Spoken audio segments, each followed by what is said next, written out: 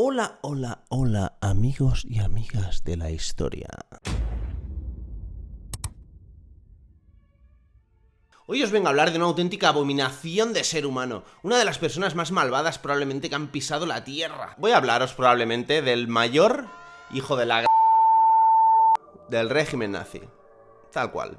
Y seguro que en mayor o menor medida lo conocéis todos. Voy a hablaros de Himmler, más conocido como Heinrich Luitpold Himmler, más conocido como el flipao magufo genocida del Tercer Reich.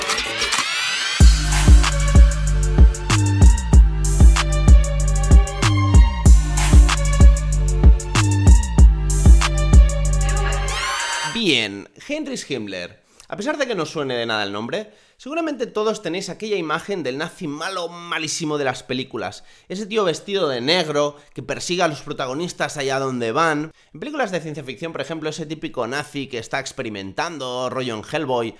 O el de Indiana Jones, ese nazi que busca el santo grial, que le dará la inmortalidad y esas creencias ocultistas chungas.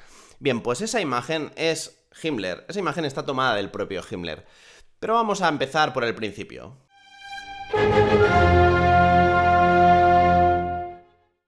Heinrich Himmler, hijo de una familia de clase relativamente acomodada, muy conservadora y devota al catolicismo. Chico frágil desde nacimiento. Acarreó problemas de salud desde su más temprana infancia, entre otros tipos de dolencias, pero principalmente de estómago. Incluso llegó a contraer tuberculosis. Se dice que una sola comida pesada le podía llegar a destrozar el estómago. Sí, parece que el potaje de tu abuela habría sido un arma mortífera para él. Su padre, un tipo chapado a la antigua, de carácter rudo y prusiano, quiso hacer de él un chico viril y atlético. Y lo que tuvo fue un niño debilucho, enclenque, pálido, miope y muy sensible. Parece ser que su madre le mimaba mucho. Este sería un rasgo que marcaría su personalidad de por vida, el sentimiento de decepción, de no poder ser quien de ti esperan que seas. Esto haría de él un niño con una falta de personalidad muy aguda. En el colegio fue buen estudiante. Un informe de un profesor decía: es un niño estudioso, incansable y con interés en agradar a los profesores. Este rasgo de pelota y de lameculos también sería una constante en su vida. En alguna ocasión obtuvo los mejores resultados de la clase, pero generalmente era el segundón, y parece ser que sus compañeros se reían de él. Madre mía, ¿no sabían estos el error que cometían haciéndole bullying a este niño? ¿Y en quién se convertiría en el futuro?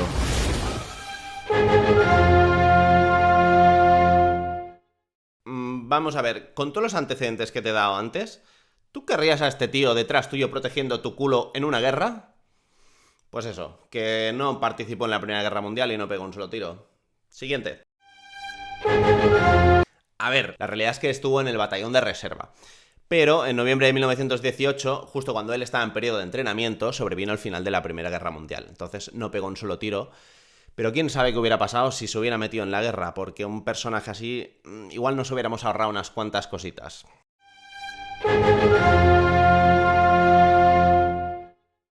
Una vez terminada la Primera Guerra Mundial, el tipo intentó probar suerte en la Marina. El tío le gustaba todo este rollo militar y quería entrar sí o sí.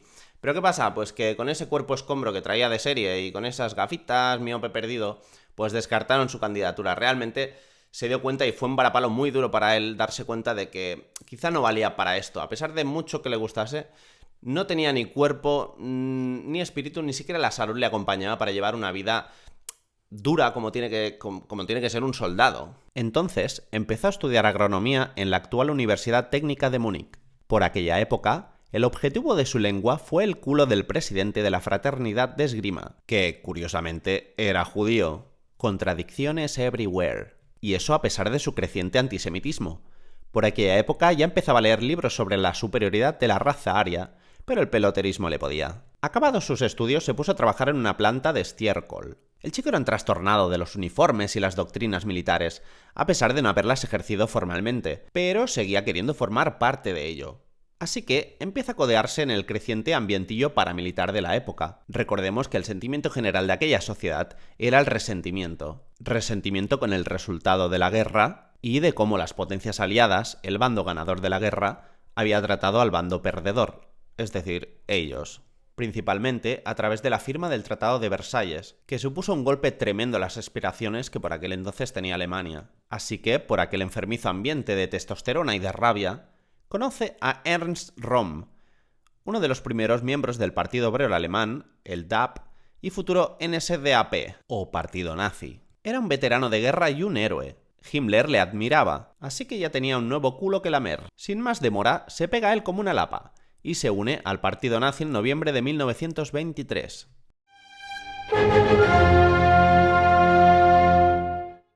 Recién integrado en el Partido Nazi y sin haber ni siquiera conocido a Hitler, participa en el Putsch de Múnich, que fue aquel golpe de estado que dio Hitler y sus acólitos todo flipados en una cervecería que acabó como el Rosario de la Aurora. Pero no se presentaron cargos contra él por falta de pruebas, así que se fue de rositas. Pasado el shock, Heinrich pierde el trabajo, así que se ve obligado a mudarse a una casa familiar que tiene en Múnich. Sin curro y viviendo en casa de los papis, tiene la base perfecta para tomar la decisión de dedicarse de lleno a la política. Himmler, a diferencia de personajes como Göring, durante esta etapa y hasta el ascenso al poder de Hitler, realmente pasaría penurias económicas. En 1924 descubre un nuevo culo que lamer, y es el de Gregor Strasser, presidente sustituto del Partido Nazi en absencia de Hitler.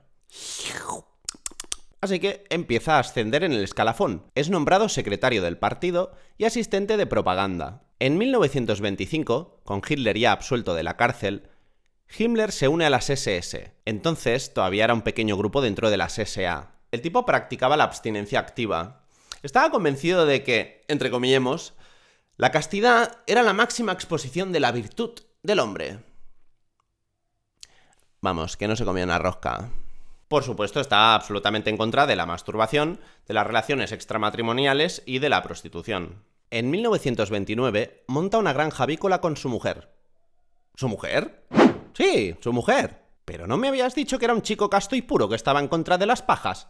Sí, ya me entendéis. Este tipo de conductas puritanas férreas se mantienen mientras no te comes un colín. Pero como se te acerque una hembra apetecible y te guiñe un ojo... ¡Ay! ¿Dónde queda la abstinencia entonces? Así que tenemos a un hombre muy inseguro con las mujeres y absolutamente falto de experiencia con ellas, emparejado, por gracia de alguna divinidad, con otro ser humano. Pero a lo que íbamos era lo de la granja de los hermanos Pollo. Y es que este negocio, al igual que su carrera belicosa, sería una auténtica ruina. Pero para nuestro terrible granjero y peor emprendedor y hombre de negocios, todo iba a cambiar cuando el 30 de enero de 1933 Hitler es nombrado canciller.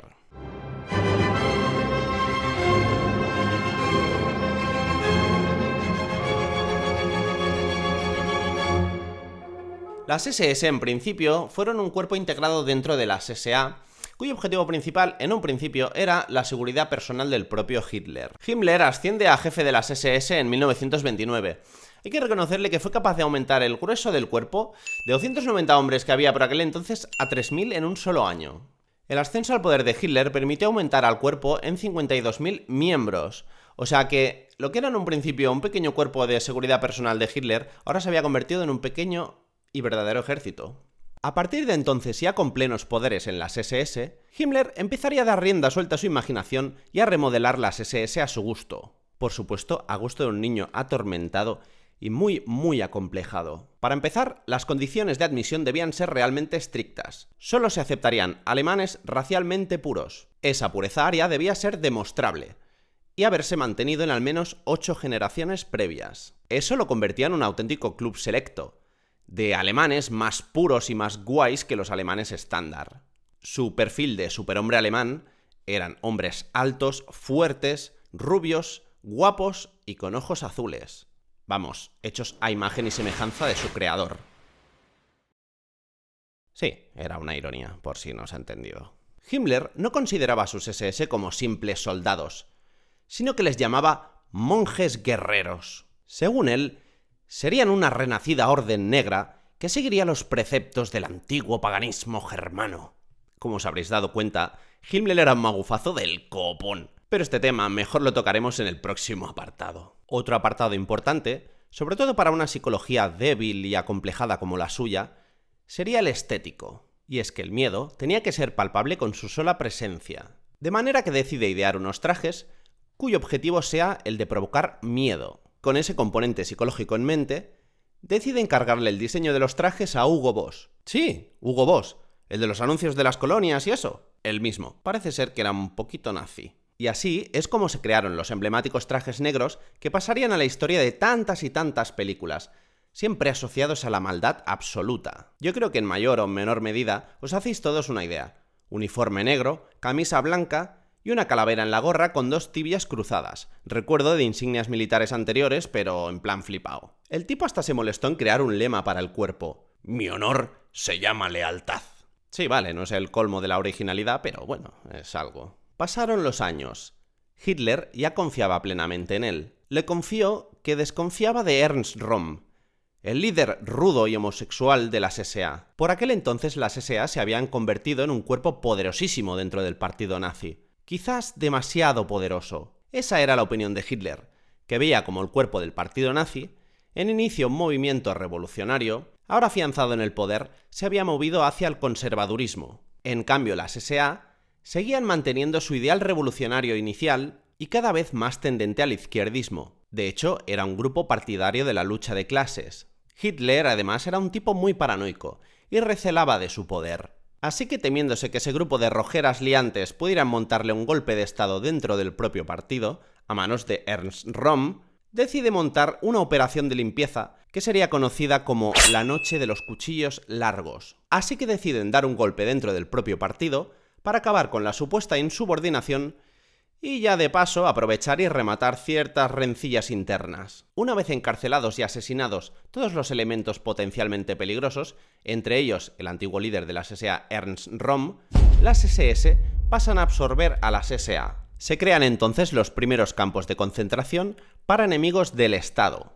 Después de todo esto, con todos los elementos de discordancia bajo control y las aguas ya calmadas, Himmler es nombrado jefe de la policía de Alemania. Las SS pasaban a tener el control de todas las fuerzas policiales. Madre mía, la que se va a liar, pollito.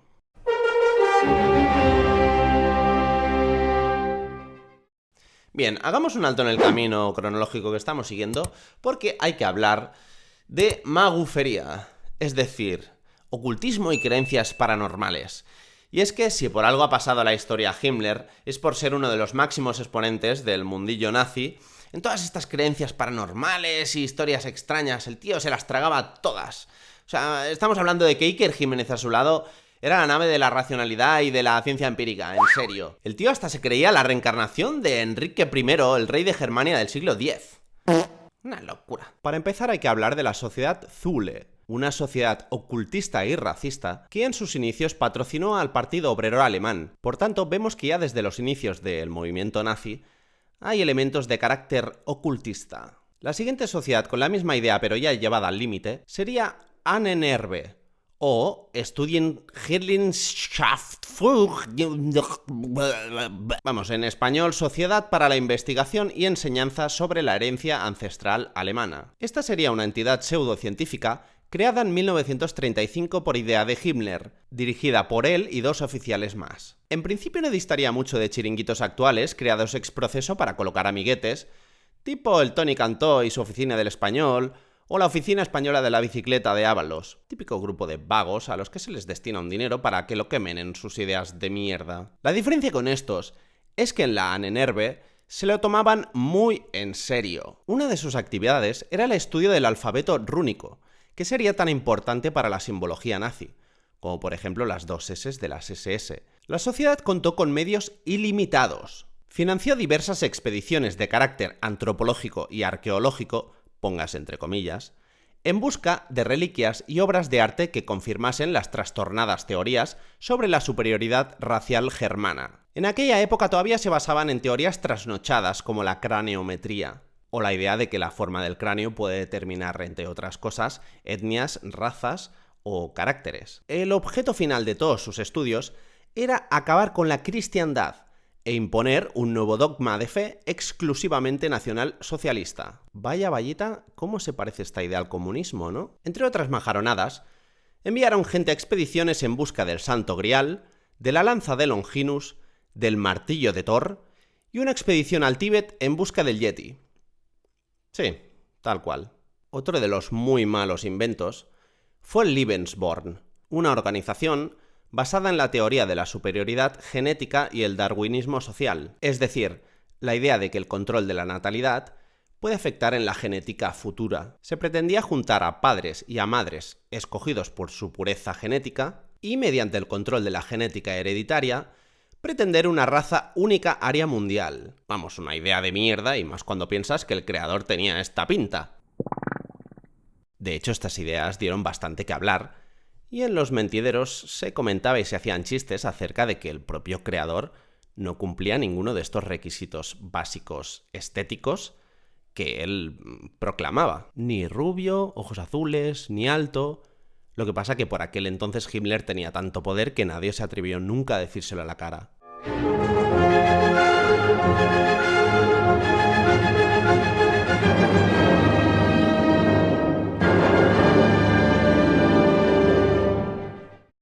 El atentado de bandera falsa contra la estación de radio de Gliwice, denominado caprichosamente Operación Himmler, serviría para justificar la invasión de Polonia en 1939 y dar comienzo así oficialmente a la Segunda Guerra Mundial. A partir de entonces, Heinrich Himmler se dedicaría a realizar todo el trabajo sucio del Tercer Reich. El día anterior a que el régimen nazi diera comienzo a la Operación Barbarroja, Himmler encarga el Generalplan Ost, o Plan General del Este. Esta básicamente era una idea aberrante que ya teorizó Hitler y la expuso en su Mein Kampf. Se basaba en la idea del Lebensraum, o espacio vital. Según esa idea, Alemania debía seguir expandiéndose por el territorio para garantizar su propia supervivencia en recursos. En la práctica fue la manera de justificar sus futuras invasiones. Este plan inicial pretendía una limpieza étnica de la Europa del Este y ponía el foco sobre los estados bálticos, Polonia, Ucrania Occidental y Bielorrusia. Dichos territorios tenían que ser conquistados, su población sería deportada y exterminada. Así reemplazarían rusos malos por alemanes buenos. De la misma manera que la guerra había adquirido un carácter industrial en el siglo XX, es decir, ya no se trataba de dos ejércitos pegándose en un descampado y el mejor que ganase y el otro quedase exterminado, sino que se trataba del envío de tropas a un frente con unas líneas de suministro claras y constantes para mantener el frente activo hasta que el defensor capitulase. Si realmente se quería llevar a cabo un genocidio mundial, el asesinato debía adquirir pronto un carácter industrial. En 1941, Hermann Göring encarga a Reinhard Heydrich la solución final para la cuestión judía, un terrible eufemismo para lo que acabaríamos conociendo a día de hoy como Holocausto. A Himmler se le empieza a acumular la faena. Agosto de 1941. Himmler va a asistir a la ejecución de 100 judíos en Minsk. La idea es cavar agujeros, ponerlos en fila y dispararles en la nuca, enterrarlos acto seguido y hacer avanzar a la siguiente fila. Himmler en primera fila da la orden de proceder. La imagen es dantesca, los cadáveres se empiezan a amontonar y hasta el impoluto traje de Himmler empieza a quedar manchado de sangre y de sesos. Le sobrevienen las náuseas y hace todo el esfuerzo para intentar no vomitar. La tarea es muy mecánica y se oyen gritos de personas que no han muerto con el primer disparo y han quedado soterradas bajo la pila de cadáveres. A Himmler le sobrepasa la escena y llega a gritar a los verdugos que por favor rematen a los supervivientes que quedan para que se callen de una maldita vez. Resulta que Himmler nunca había visto un cadáver, y la primera vez que lo hace, pues lo ve por la puerta grande. Y además de los problemas estomacales que tenía, pues echó el resto.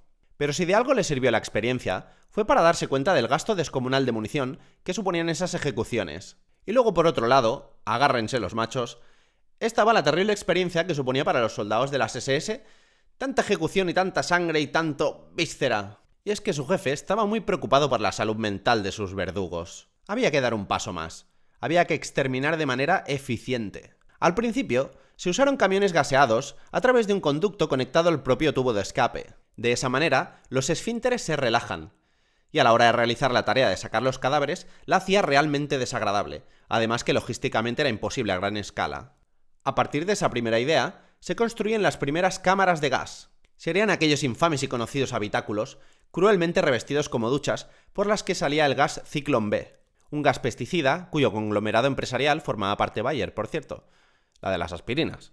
Estas cámaras de gas se construían anexionadas a crematorios, de manera que se facilitaba el asesinato y la destrucción de los cadáveres. En realidad, existieron muchos más campos de concentración de lo que la gente realmente cree. Se cree que cerca de 25.000 campos de concentración fueron construidos por los alemanes en países invadidos.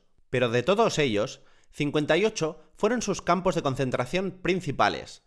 13 de ellos se convertirían en campos de exterminio. El más famoso de todos ellos, al mando de Himmler, seguramente sea el infame Auschwitz. La tarea resultó que se le daba especialmente bien. Su trabajo fue terriblemente fructífero.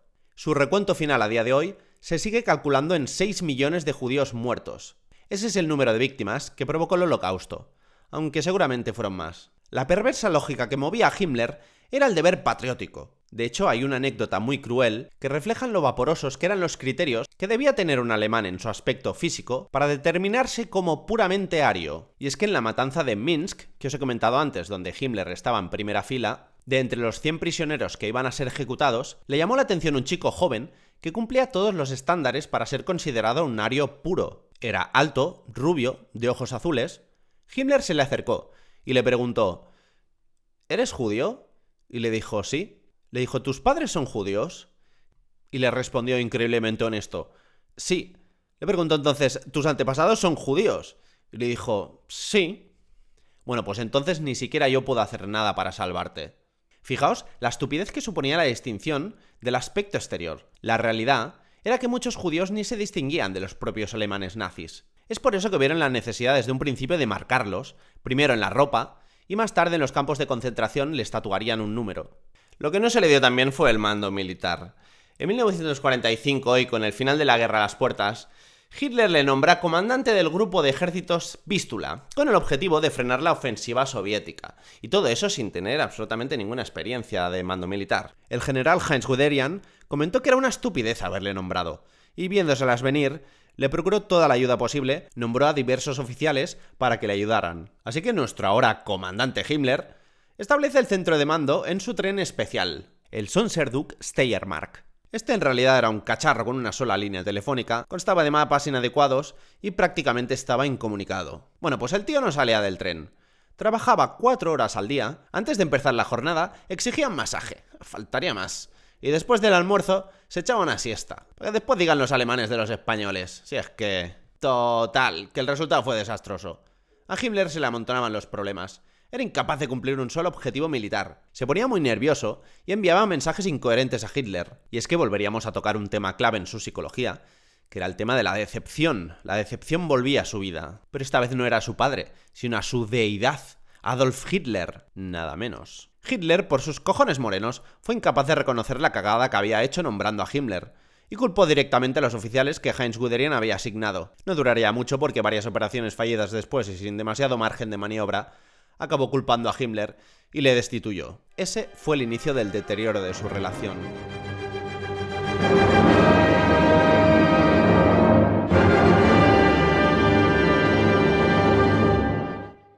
Con el bando aliado acechando, los soviéticos invadiendo Berlín y Alemania cerca del colapso, con esta presión es cuando realmente vamos a ver al verdadero y genuino Himmler.